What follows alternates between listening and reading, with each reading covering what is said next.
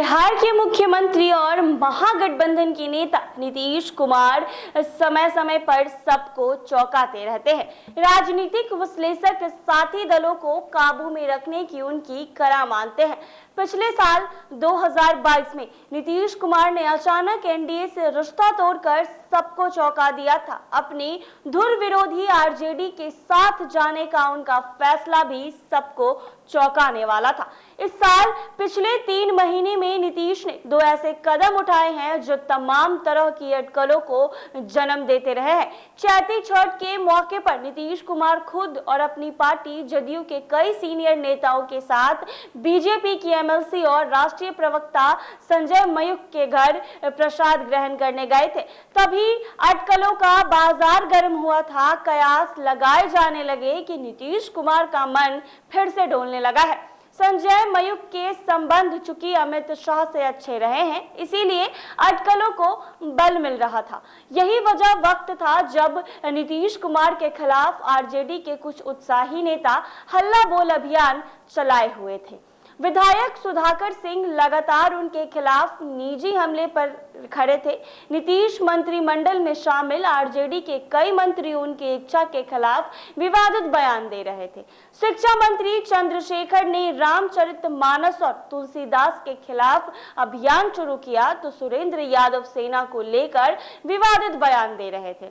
आलोक मेहता तो सवर्णों को अंग्रेजों का दलाल ही बता रहे थे। शिक्षा मंत्री चंद्रशेखर से नीतीश की तनातनी का आलम यह था कि कैबिनेट की बैठक में जब नीतीश कुमार ने उनसे कहा कि क्या क्या बोलते रहते हैं तो उन्होंने पलटकर जवाब भी नहीं दिया था। वो पहले भी ऐसा कहते रहे हैं और आगे भी ऐसा बोलेंगे।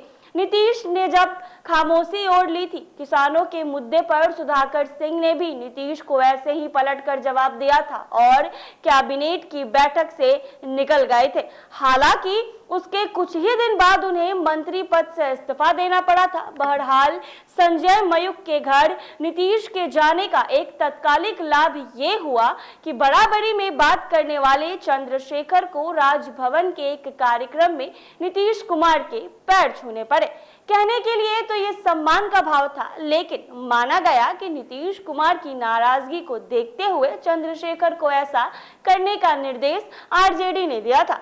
नीतीश कुमार पर आरजेडी के नेता जिस अंदाज में हमलावर बने हुए थे और तेजस्वी की ताजपोशी की तारीख और समय बताने लगे थे, जाहिर है कि बातें नीतीश तक भी पहुंच ही रही थी। उनके इस एक झटके ने सबको औकात पर ला दिया। जी हाँ, डिप्टी सीएम तेजस्वी यादव को विधानसभा में यह सफाई देनी पड़ी कि उन्हें सीएम बनने की कोई हड़बड़ी नहीं है। नीतीश कुमार ने राजभवन से लौटने के अगले ही दिन अपनी पार्टी के विधायकों को बुलाया, 1 to 1 सबसे मुलाकात की। बताया तो ये गया कि उन्होंने विधायकों से उनके क्षेत्र की समस्याएं सुनी है, उन्हें क्षेत्र में ही रहने की सलाह दी गई है और लोकसभा चुनाव को मद्देनजर उनसे फीडबैक लिया। लेकिन राजनीतिक टिप्पणीकार प्रवीण बागी का कहना है कि हर बार चुनाव के ठीक पहले नीतीश कुमार इसी तरह की पैंतरेबाजी करते हैं। उन्हें पता है कि महागठबंधन में सीट शेयरिंग का फॉर्मूला अगर विधानसभा चुनाव के आधार पर बनता है तो उन्हें भारी झटका लगेगा।